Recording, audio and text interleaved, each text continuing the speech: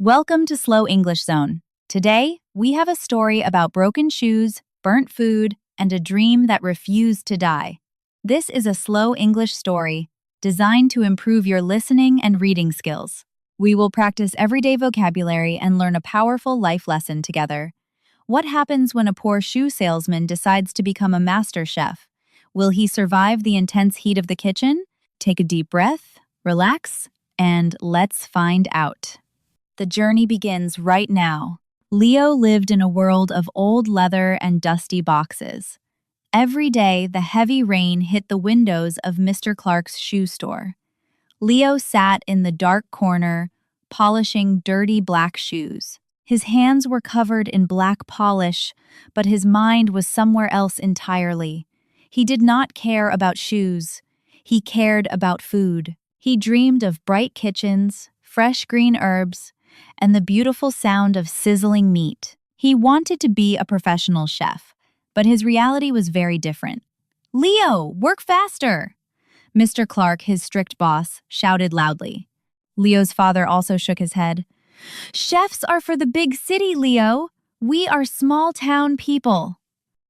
"Be happy with your safe job," his father said every single night at the dinner table.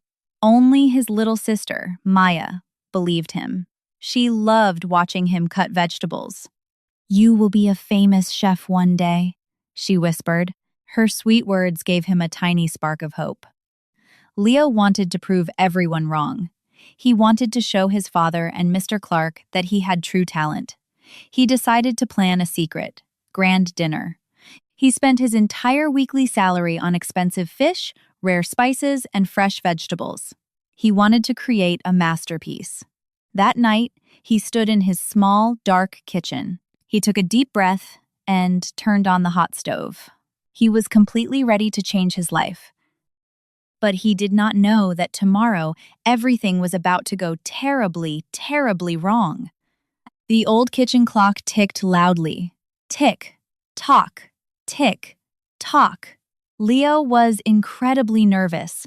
His father, Mr. Clark, and Maya were sitting at the dining table, waiting for the grand meal. Inside the kitchen, things were falling apart quickly. The heat was way too high. The expensive fish was stuck to the bottom of the cheap metal pan. Thick, black smoke slowly rolled across the white ceiling. The sharp, bitter smell of burnt oil filled the entire room. Leo's hands shook wildly. He tried to save the sauce, but he accidentally dropped the entire salt shaker into the boiling pot. Tiny drops of cold sweat rolled down his face. He felt sick to his stomach. When he finally carried the plates to the table, nobody spoke.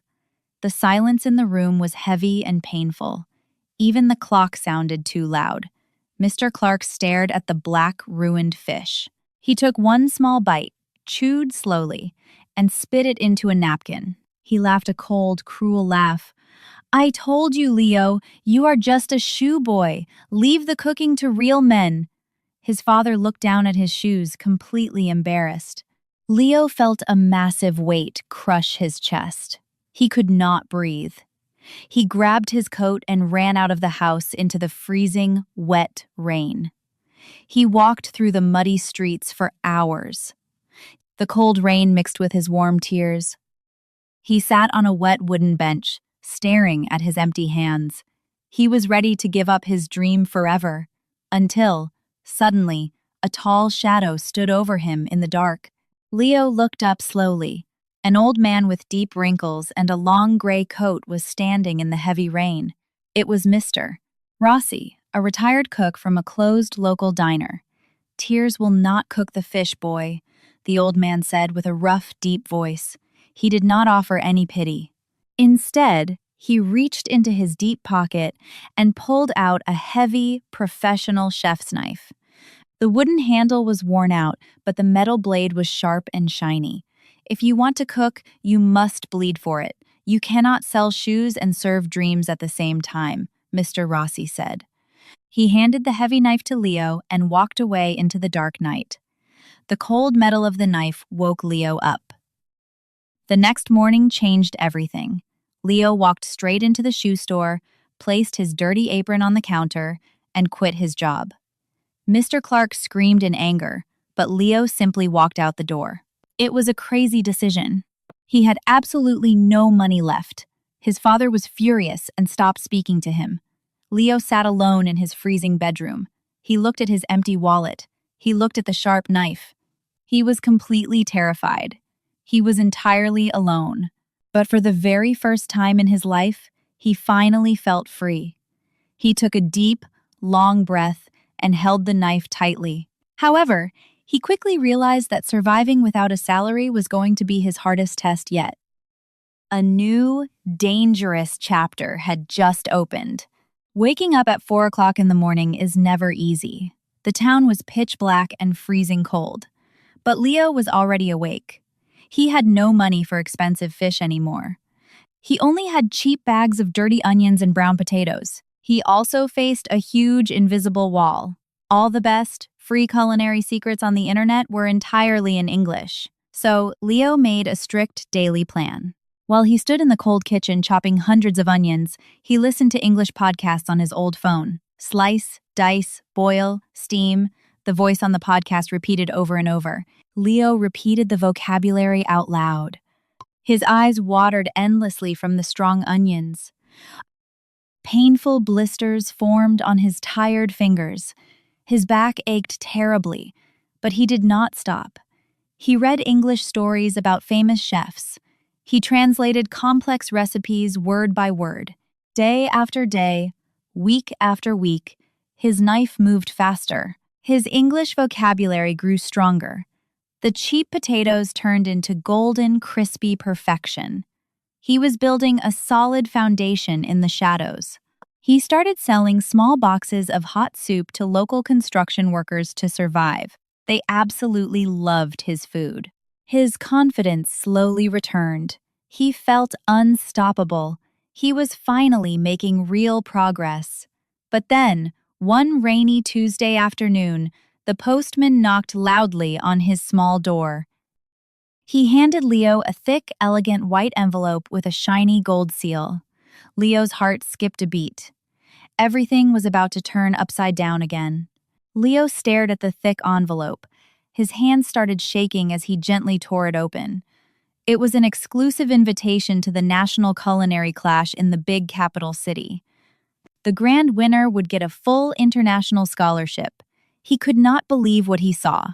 But there was a massive catch written at the bottom of the page. The entire competition, including the strict interviews with the master judges, would be conducted 100% in English. Panic hit him like a heavy truck. He was just a guy chopping onions in a tiny kitchen. How could he speak English in front of cameras and famous experts? He wanted to throw the letter into the trash, but Maya walked into the room. She saw his pale face, took the letter, and smiled brightly. "You already know the English words for cooking, Leo. You listen to them every single morning," she said softly. Her simple words gave him immense courage. He packed a small, old bag. He wrapped Mr. Rossi's knife safely in a clean towel. He spent his last few coins on a cheap night train ticket to the bright, loud city. When he finally walked into the giant, shining kitchen stadium, the bright lights almost blinded him. He took his assigned position, ready to fight for his future. But he didn't know that a terrible, unexpected disaster was quietly waiting right at his cooking station.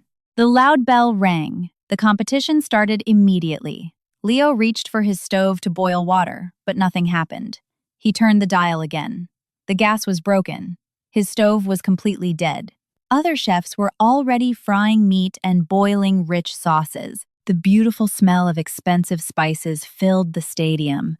Leo stood frozen, his heart hammered wildly against his ribs. He had only 45 minutes, and he had no fire. He closed his eyes. He remembered the freezing cold mornings. He remembered the basic skills. Adapt, he whispered an English word he had learned from a podcast. He completely changed his menu in his head. He grabbed fresh lemons, raw fish, and green herbs. His rusty knife danced beautifully across the cutting board. He made a bright, delicious citrus ceviche, a dish that required no heat, only perfect knife skills and extreme precision. When the time ended, the head judge walked over. He looked very strict and angry. He tasted Leo's cold dish in complete silence. "Explain this to me," the judge demanded in fast, sharp English. Sweat dripped from Leo's chin. He took a deep breath and spoke in clear, steady English. He explained his fresh ingredients and his struggle with the broken stove. The judge swallowed the food. He did not smile. He simply nodded. Later that night, Leo did not win first place. He came in third. But as he packed his knife, the head judge approached him. "I need a smart assistant in my restaurant," the judge said softly. "You start on Monday." Leo smiled. The golden sun slowly disappeared. A new lesson was about to begin. What an incredible and emotional journey. Leo's story is a beautiful reminder that success is never a straight, easy line. Success means pushing forward when your stove is broken. Success means finding a way when you have absolutely no money in your pocket. Notice how Leo did not just dream. He took massive action. He woke up early, he chopped cheap vegetables, and he surrounded himself with English every single day. Learning English is exactly like learning to cook. You will make terrible mistakes. You will burn the food. You will forget the vocabulary. But if you keep showing up, you will eventually create a masterpiece. Did you notice the new vocabulary words in today's story? Words like blisters, precision, and adapt are incredibly useful for your daily conversations. I highly recommend you replay this video right now. Listen to the story again. Read the subtitles carefully. Try to repeat the sentences out loud to train your mouth muscles. If Leo's journey inspired you today, please hit the like button and subscribe to Slow English Zone. Tell me in the comments, what is one small habit you will start tomorrow? Keep learning, keep fighting for your big dreams, and I will see you in the next beautiful story.